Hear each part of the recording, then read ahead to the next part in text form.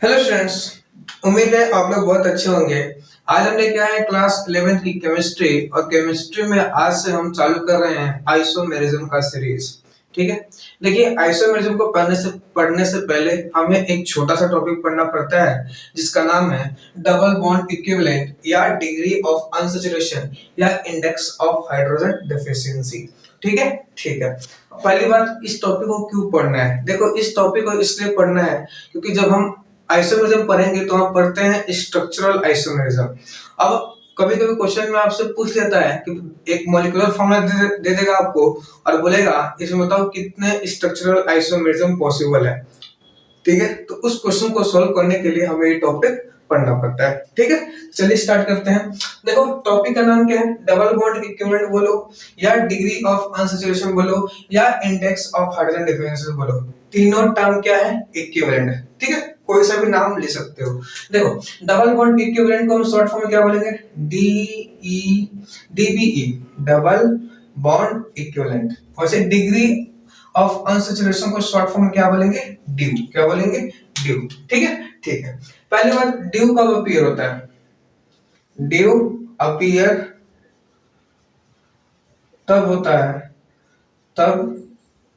होता है जब हाइड्रोजन की कमी होती है।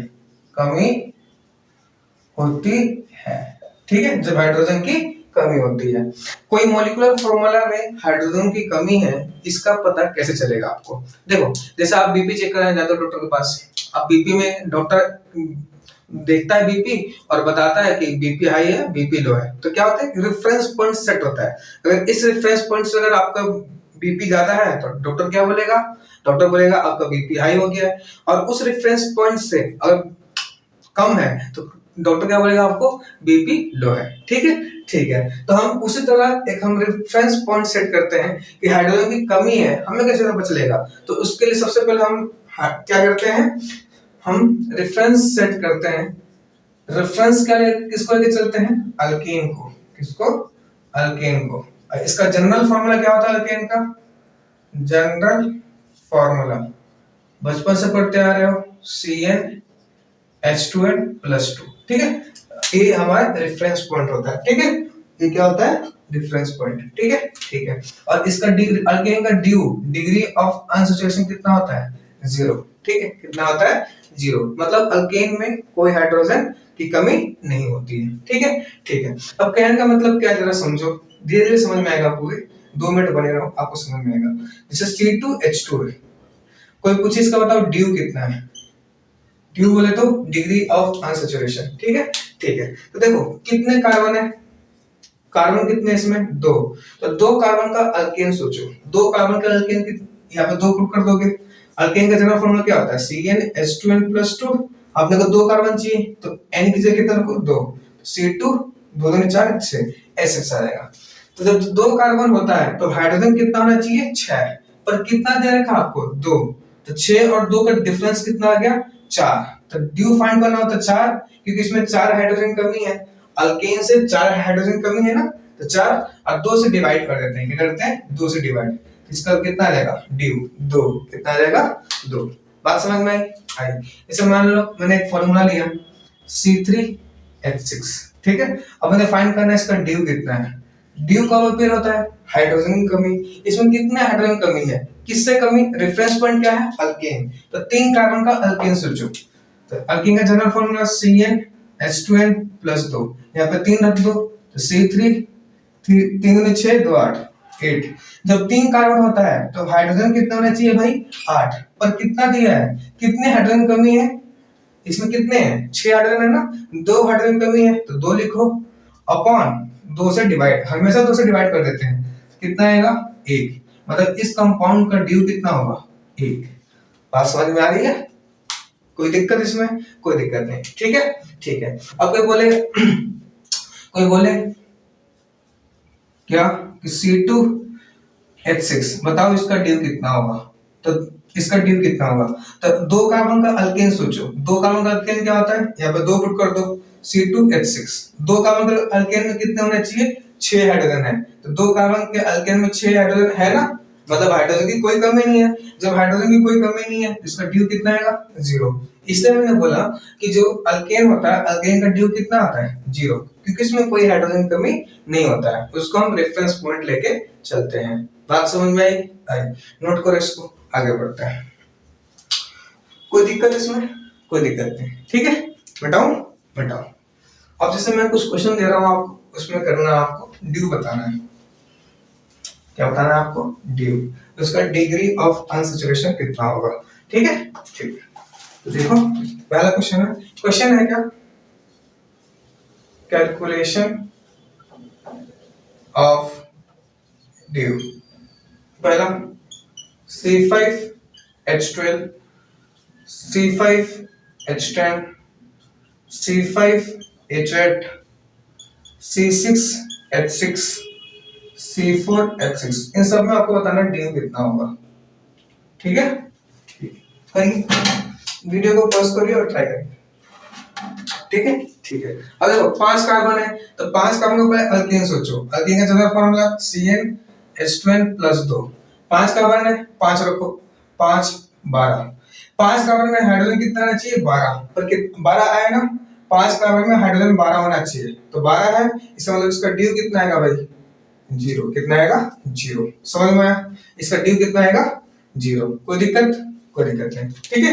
अब जैसे देखो इसमें देखो 5 कार्बन में कितने हाइड्रोजन आने चाहिए, 12, पर कितना है, 10 आया। कितने हाइड्रोजन की कमी है, कितने हाइड्रोजन की कमी है बताओ, 2 है ना, 2 हाइड्रोजन कमी है, तो ड्यू कितना आ जाएगा इसका, 2 हाइड्रोजन। 12 आना चाहिए पर कितना आ जाएगा, 10। 2 की कमी है और 2 से डिवाइड करते हैं तो कितना आएगा, 1। तो इसका ड्यू कितना आ जाएगा, 1।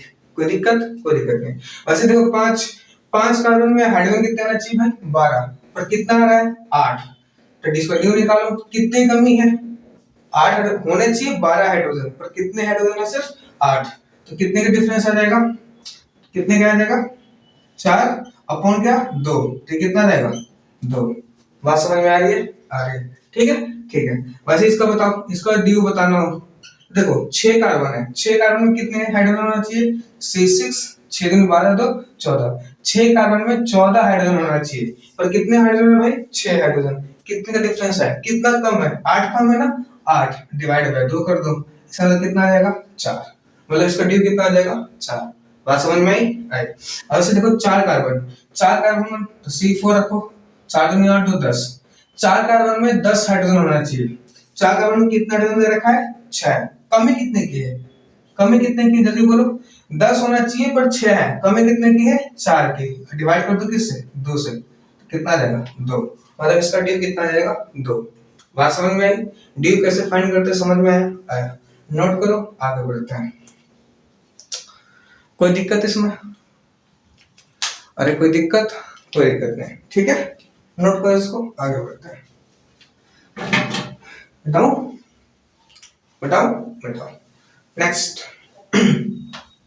सेकंड पार्ट, अगला पार्ट देखो, कैलकुलेशन। नेक्स्ट अगला है calculation of due. Calculation of due, due का कैलकुलेशन, ठीक है। If halogen atoms are present in a molecule, जब किसी मॉलिक्यूल में हैलोजन एटम्स प्रेजेंट हो तो उसमें हम ड्यू कैसे कैलकुलेट करते हैं, ठीक है। तो देखो calculation of DU if halogen atoms are present in a molecule, ठीक है। तो कैसे करेंगे, in calculating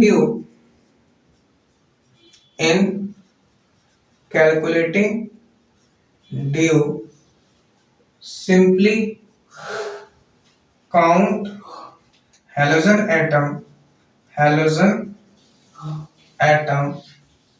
like hydrogen atom, ठीक है।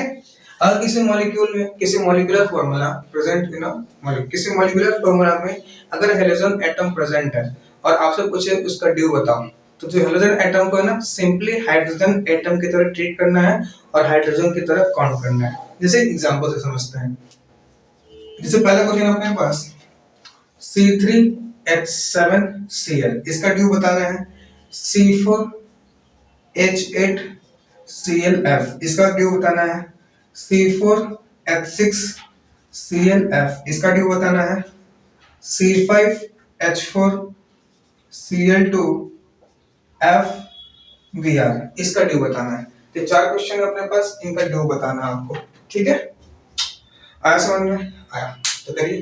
देखो मैंने क्या बोला, अब इसका ड्यू बताना है। क्या बताना है? ड्यू। तो ड्यू के लिए सबसे पहले अल्केन लिख लो, CnH2n+2, जनरल फॉर्मूला।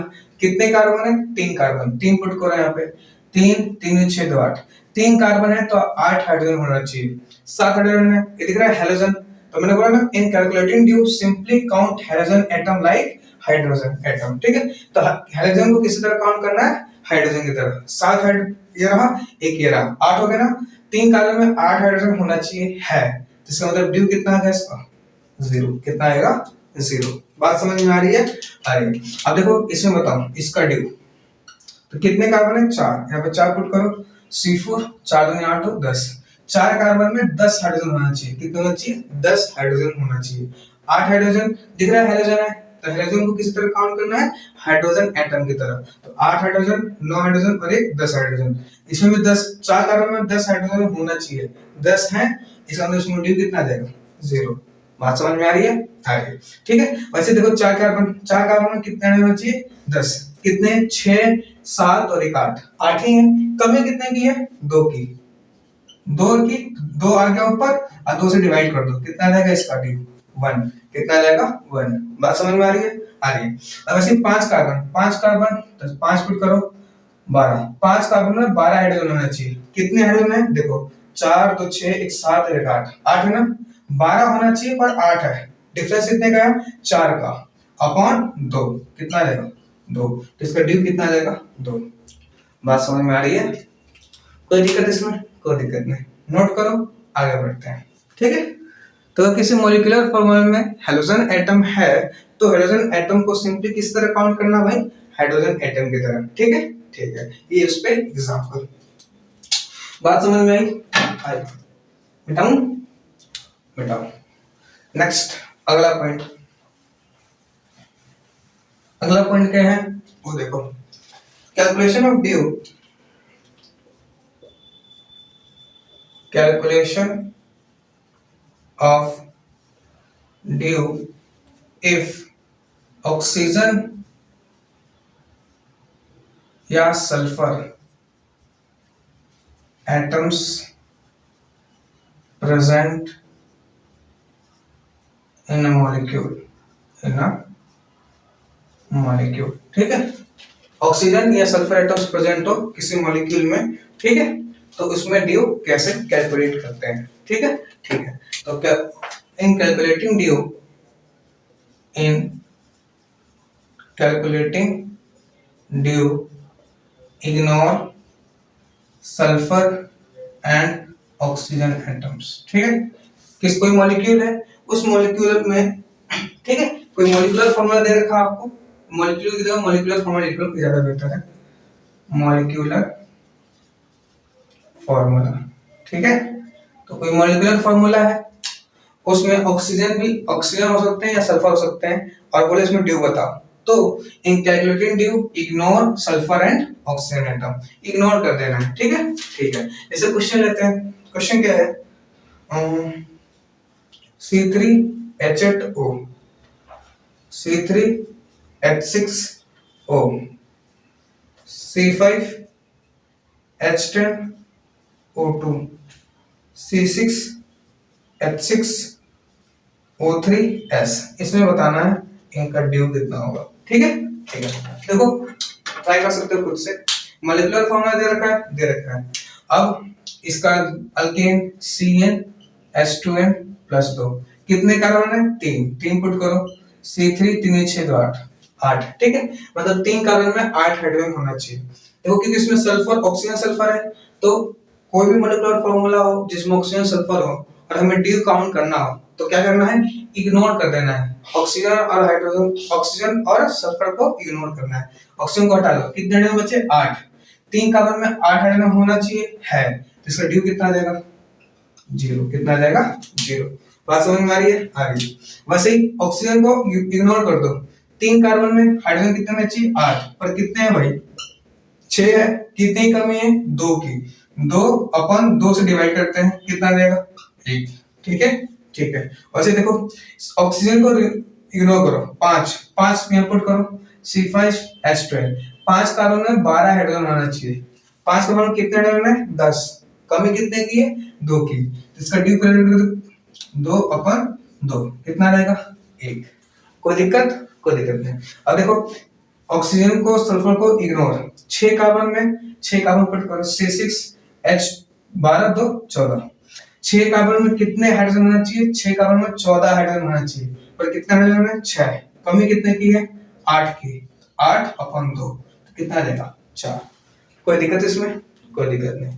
बात समझ में आ रही है? आ रही है। नोट करो, आगे बढ़ते हैं। ठीक है, कोई दिक्कत इसमें? कोई दिक्कत नहीं, सिंपल है, सिंपल है। आगे बढ़ूं भाई, आगे बढ़ो। बताऊं बताऊं बताऊं नेक्स्ट एक और टाइप। ठीक है, नेक्स्ट अपना calculation of due, calculation of DU if nitrogen atoms, कौन से atoms? Nitrogen atoms are present, nitrogen atoms are present in the molecular formula। ठीक है, molecular formula, जब किसी molecular formula में नाइट्रोजन एटम्स प्रेजेंट हो, ठीक है, molecular formula दे और उसमें नाइट्रोजन एटम प्रेजेंट हो और आपसे पूछे उसका ड्यू बताओ, तो कैसे तो कैलकुलेट करोगे? ठीक है, if nitrogen atom present, then subtract equal number of hydrogen atom। बात समझ में आई? जितने नाइट्रोजन एटम प्रेजेंट है उतने हाइड्रोजन एटम सब्ट्रैक्ट कर दो मॉलिक्यूलर फार्मूला से। ठीक है, ठीक है। ऐसे तो समझ में नहीं आएगा बिना एग्जांपल के। तो देखो एग्जांपल भी अपने पास, एग्जांपल के रूप में क्या है? एग्जांपल के रूप में अपने पास पहला C3H9N, दूसरा C5H13N, ठीक है। तीसरा एग्जांपल है C4H11N, चौथा एग्जांपल है C4H7N। इसमें बताना है इनका ड्यू। ठीक है, ठीक है। तो देखो तीन क्या है? 3 कार्बन है, 3 कार्बन का अल्केन बनाओ तो CnH2n+2, अल्केन का जनरल फॉर्मूला। C3 आ गया, 3 में 6 2 8 आ गया। 3 कार्बन में कितने हाइड्रोजन होना चाहिए? 8। कितने नाइट्रोजन है? 1 नाइट्रोजन है, तो 1 हाइड्रोजन बोला ना, if nitrogen atoms present then subtract equal number of hydrogen atom. एक नाइट्रोजन प्रेजेंट है तो 1 हाइड्रोजन सब्ट्रैक्ट करो, 9 में से गया 8। 3 कार्बन में 8 हाइड्रोजन होना चाहिए है, इसका ड्यू कितना रहेगा? 0। वैसे कितने हाइड्रोजन है भाई? 1 हाइड्रोजन है, 1 माइनस करो तो हाइड्रोजन कितने बचेंगे? 12 हाइड्रोजन।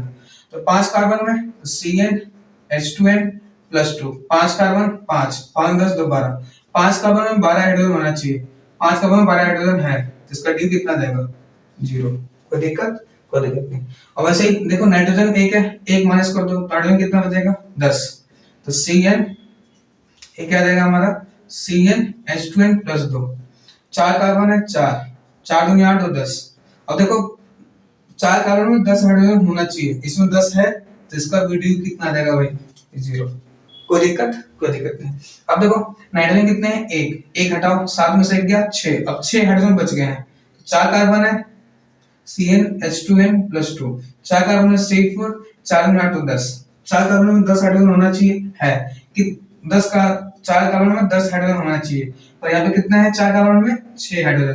कमी कितने की है भाई? 6 है, 10 होना चाहिए 6 है, कमी कितने की? 4 को डिवाइड कर दो 2 से, इसका ड्यू कितना जाएगा? 2। बात समझ में आ रही है? आ रही है, ठीक है। नोट करो, आगे बढ़ते हैं। कोई दिक्कत इसमें? कोई दिक्कत नहीं, मिटाया जाए। बोलो बोलो ना जरा दिल में है क्या छुपा। बताओ भाई, बताओ बताओ, नोट करो इसको, उसका मिटाते हैं। नेक्स्ट वाला टॉपिक पढ़ना अपने को, सिग्निफिकेंस ऑफ ड्यू। क्या पढ़ना है? Physical significance of due. बताओ बताओ। नेक्स्ट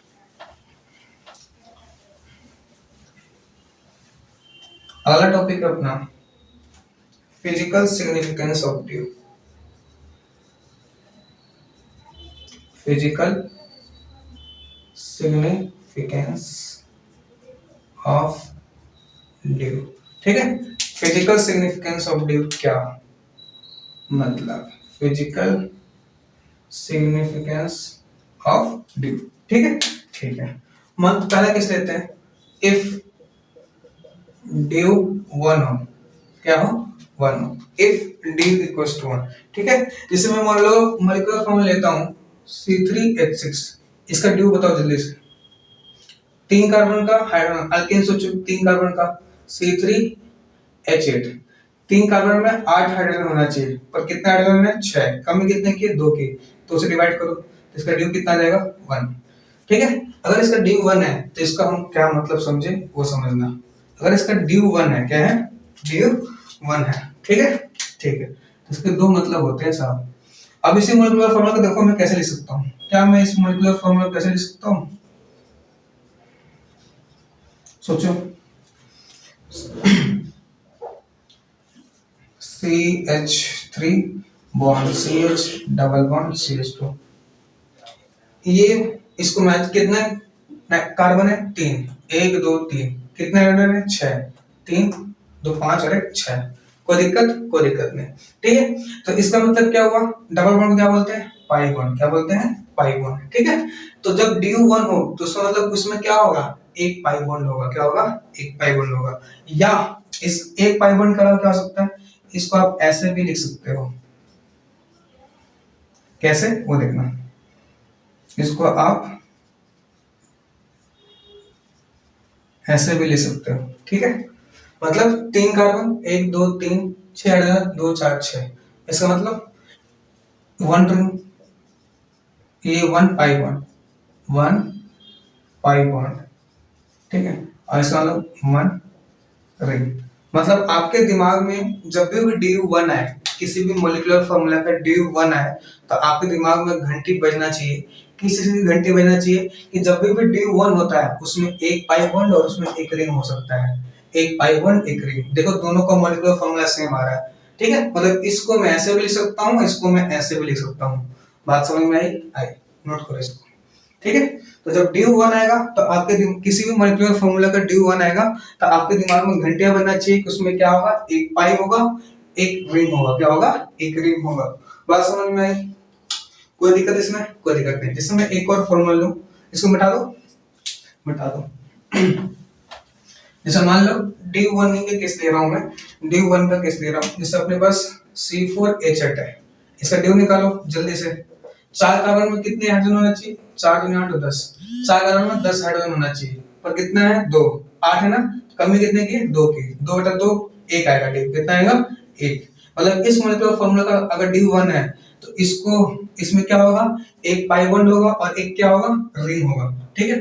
मतलब CH3 1 CH double bond CH 1 CH3, 4 carbon 1 2 3 4, 8 hydrogen 3 3 6 7 और 7, ठीक है। तो इसमें कितने पाई आए? एक पाई, ठीक है। या ड्यू 1 हो तो एक क्या हो सकता है? रिंग। इसका रिंग कैसे बनाओगे? ऐसे, ठीक है। क्या बनाओगे? ऐसे, ठीक है।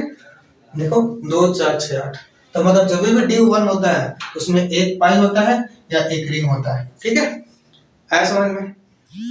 कोई दिक्कत? कोई दिक्कत नहीं। या इसको उल्टा भी मतलब समझ सकते हो, अगर एक पाई है तो उसका ड्यू कितना होगा? 1। अगर एक रिंग है तो उसका ड्यू कितना होगा? 1। बात समझ में आ रही है? आ रही है, ठीक है। नोट करो और आगे बढ़ते हैं। कोई दिक्कत है इसमें? कोई दिक्कत नहीं। बताओ बताओ। अब मान लो ड्यू 2 आ गया। क्या आ गया? ड्यू 2, ठीक है। तो एक वाला केस तो हो गया।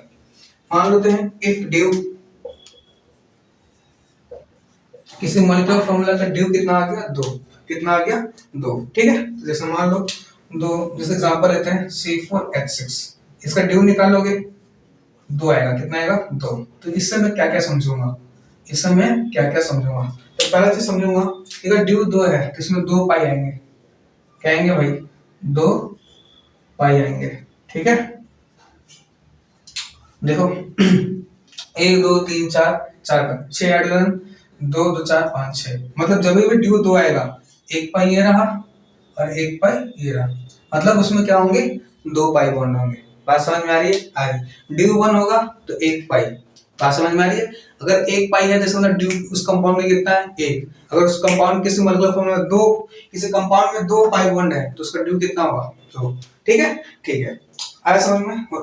नया इसका एक और मतलब समझ सकते हो क्या, CH2 बॉन्ड CH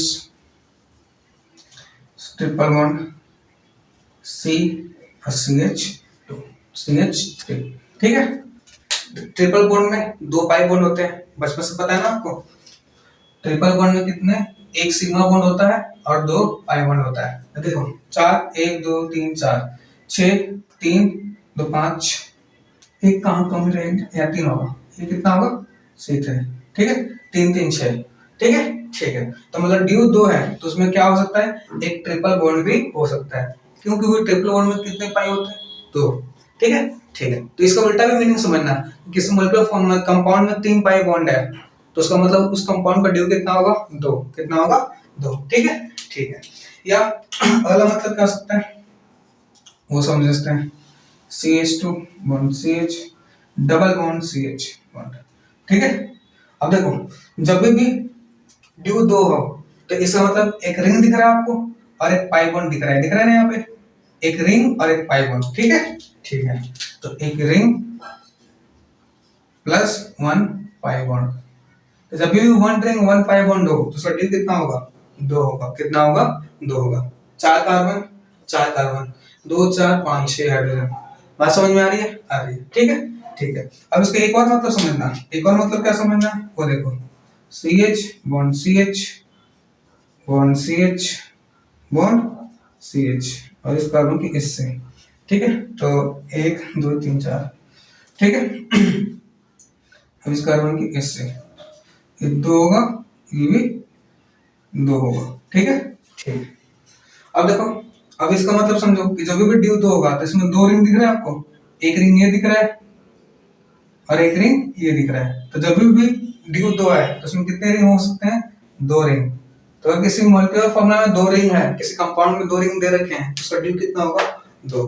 बात समझ में आ रही है? आ रही है, कोई दिक्कत? कोई दिक्कत नहीं। तो जब भी ड्यू है तो 2 पाई ऐसे आ सकते हैं या ट्रिपल बॉन्ड के फॉर्म में आ सकता है, या एक रिंग एक पाई आ जाए या दोनों रिंग आ जाए। बात समझ में आ रही है? आ रही है, नोट करो इसको। कोई दिक्कत इसमें? कोई दिक्कत नहीं, मिटाओ, अरे मिटाओ मिटाओ। नेक्स्ट ये इनका फिजिकल सिग्निफिकेंस था। ठीक है, ठीक है, तो नेक्स्ट एक क्वेश्चन कर लेते हैं, छोटा सा क्वेश्चन क्या है कि कैलकुलेशन ऑफ ड्यू, दिखेगा calculation of due, calculation of due जो सीखा उस पर क्वेश्चन कर लेते हैं।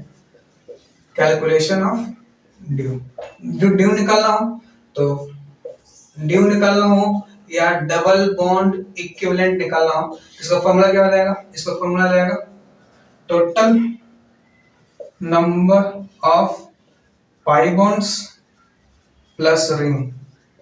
ठीक है, total number of pi bonds plus ring. ठीक है, जैसे पहला क्वेश्चन है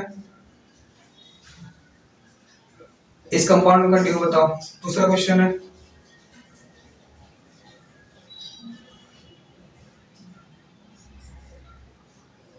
इस क्वेश्चन का ड्यू बताओ।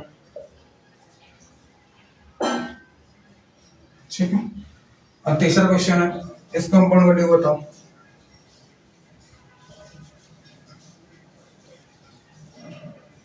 ठीक है, चौथा क्वेश्चन है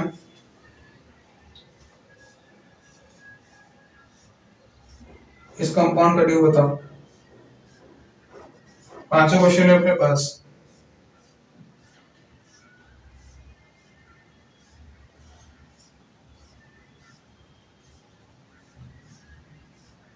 इस कंपाउंड का ड्यू बताना है आपको, ठीक है।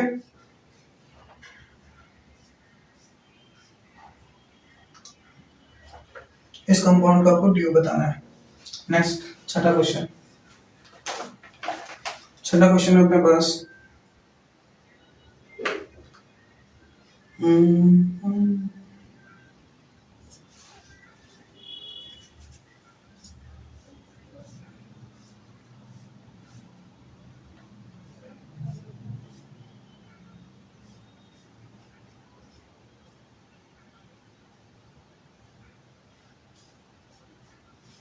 ठीक है, इस कंपाउंड का ड्यू बताओ।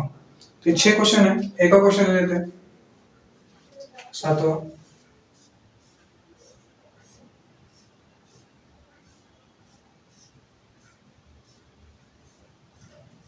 इस कंपाउंड का आपको ड्यू बताना है, ठीक है। ठीक है, 8वां क्वेश्चन। इस तरह के क्वेश्चन ले लेते हैं, आपको इसका ड्यू बताना है, ठीक है। ठीक, क्यूबेन बोलते हैं इसको, क्या बोलते हैं, क्यूबेन। 9वां क्वेश्चन, एक और तरह क्वेश्चन ले लो।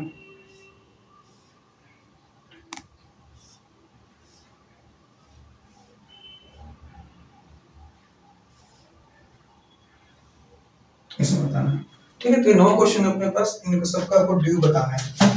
क्या बताना है भाई, ड्यू, ठीक है। ठीक है, नोट करो इसको। कर लिया। देखो ड्यू कैसे कैलकुलेट करते हैं, total number of pi bonds plus ring.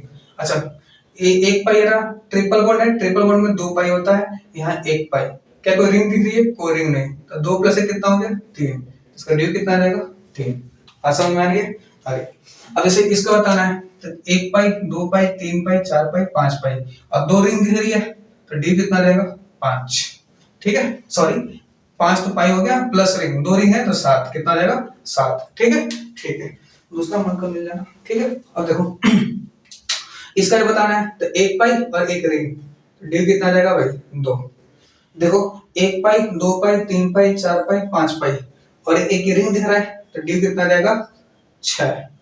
देखो 1 पाई, 2 पाई, 3 पाई, 4 पाई, 5 पाई, 6 पाई, 1 2 3, 3 रिंग 6 पाई, तो ड्यू कितना रहेगा, 9। ठीक है, ठीक है। 1 पाई, 2 पाई, 3 पाई, 3 पाई दिख रहा है और 1 रिंग दिख रहा है, तो ड्यू कितना आ गया, 4। इसको बेंजीन बोलते हैं, बेंजीन का ड्यू कितना आता है, 4। ठीक है, ठीक है। उसमें देखो 1 पाई, 2 3 4 5 6 7, 7 पाई है, 1 2 3, 3 रिंग है, 7 प्लस 3 कितना हो गया, 10। तो ड्यू कितना रहेगा, 10। दिखाई तो दे रहा है नीचे वाला, हाँ ठीक है। अब देखो इसमें बताओ, ये बड़ा इंटरेस्टिंग है, तो इसको कैसे फाइंड करोगे, देखो एक यहाँ पे है, 2 3 4 5 6 7 8, मतलब 8 कार्बन है इसमें, तो C8 हो गया। हर एक कार्बन के पास एक हाइड्रोजन होगा, तो हाइड्रोजन कितने हो गए, 8। ठीक है, ठीक है। तो सिंपल फॉर्मूला याद है ना, 8 अल्केन बनाओ, CnH2n + 2, 8 रखो, 8 में 16 दो 18। 8 कार्बन में कितने हाइड्रोजन होना चाहिए भाई, 18 हाइड्रोजन होना चाहिए, और कितना हाइड्रोजन है, 8। कमी कितने की है, 10 की। तो इसका ड्यू निकालोगे तो 10/2 करोगे, 2 कितना, 5, तो ड्यू कितना रहेगा, 5। ठीक है, तो क्यूबेन का ड्यू कितना आता है, 5। तो इस कंपाउंड में हम इस तरह से फाइंड करते हैं। ठीक है, जैसे इसका निकालना, तो देखो 1 2 3 4 5 6 क्या है, कार्बन। अब हर एक कार्बन एक हाइड्रोजन ले सकता है, हर एक कार्बन के पास एक हाइड्रोजन होगा। बॉन्ड लाइन रिप्रेजेंटेशन आपने पढ़ा होगा, नहीं पढ़ा तो आप मेरी ऑर्गेनिक का लेक्चर दे सकते हैं, क्योंकि यहाँ पे एक 3 वैलेंसी है, एक वैलेंसी में क्या होगा, हाइड्रोजन होगा। तो कितने हाइड्रोजन होंगे, 6 हाइड्रोजन। मतलब 6 कार्बन, यहाँ रखो 6 रखो, तो 6 6 12 तो 14। 6 कार्बन के पास कितने हाइड्रोजन होना चाहिए, 14, और कितने हैं, 6। कमी कितने की, 8 की, अपॉन 2, तो कितना रहेगा, 4। कोई दिक्कत नहीं। ठीक है, ठीक है। चलिए, आई होप आपको वीडियो पसंद आया होगा। वीडियो पसंद आए तो लाइक करें, शेयर करें, सब्सक्राइब करें। थैंक यू, मिलते हैं नेक्स्ट चैनल नंबर 2 में।